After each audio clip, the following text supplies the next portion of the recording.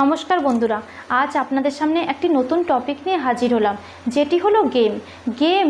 আজকালকার দিনে এমন একটি ব্যাধি যেখানে বাচ্চা থেকে বুড়ো সবাই অ্যাট্রাকটিভ হচ্ছে। এই গেমের কারণে সমাজে যারা পড়াশোনার জন্য তৈরি স্টুডেন্ট লাইফটাও তারা নষ্ট করে ফেলছে। সমাজে এমন কিছু গেমিং অ্যাপ্লিকেশনগুলো অ্যাডভার্টাইজ দিচ্ছে যেখানে মানুষ সম্পূর্ণভাবে অ্যাট্রাকটিভ হয়ে তার মধ্যেই ডুবে থাকার চেষ্টা করছে। আচ্ছা, আপনারাই ভেবে দেখুন তো, যদি গেম খেলে বাড়িতে বসে শুধু আঙুল এদিক ওদিক নাড়াচাড়া করেই যদি কেউ অনেক টাকা ইনকাম করে নিতে পারত, তাহলে কেউ কষ্ট করতো না, কেউ কষ্ট করে বাইরে পরিবার ছেড়ে পরিশ্রম করতে যেত না, কেউ পড়াশোনা করে চাকরির চেষ্টা করতো না, শুধু তাহলে গেম খেলেই সে ইনকাম করে নিতে পারত। আজকের খেলতে বসেছেন, আজকের ভাবছেন যে জিতে গেলেও খেলার নেশা বেড়ে যাচ্ছে, ঠিক তেমনি হেরে গেলেও মনে হচ্ছে আজকের হেরেছি, তা বলে কি প্রত্যেক দিন হেরে যাব, দেখি তো কালকের খেলে দেখি তো। এই বলতে বলতে সম্পূর্ণভাবে গেম একটা তার মনের মধ্যে নেশা সৃষ্টি করছে।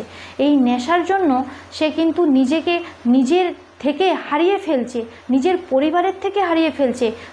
কেউ ভালো কথা বললেও সে রেগে যাচ্ছে এবং মন্দ কথা বললেও সে বিরক্ত হচ্ছে। বিভিন্ন রকমভাবে তার মাইন্ড ডিস্টার্ব হয়ে থাকছে, অল্পতেই সে ধৈর্য হারিয়ে ফেলছে। তাই বন্ধুরা, আপনাদের কাছে একটাই অনুরোধ করব, যতই ঘুম থেকে ওঠার পরে ফেসবুক ইউটিউব খুলে দেখুন যে গেমিং অ্যাপ্লিকেশানগুলো অ্যাডভার্টাইজ দিচ্ছে, আপনারা ওর থেকে দূরে থাকুন।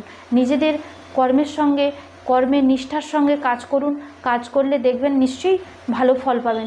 তাই ছোট ছোট ভাই বোনদেরকেও বলছি, যারা বয়স হয়েছে, সংসারী মানুষ, যারা কর্ম করছেন, ইনকাম করছেন, অফিসে যাচ্ছেন, চাকরি বাকরি করছেন, অফিসের ব্রেক টাইমে গেম খেলছেন, অফিসের ব্রেক টাইমে আপনার ওয়াইফকে ফোন করছেন না, কিন্তু মোবাইল নিয়ে বসে বসে গেম খেলছেন, এই সমস্ত জিনিসগুলো থেকে আপনারা প্লিজ দূরে থাকুন।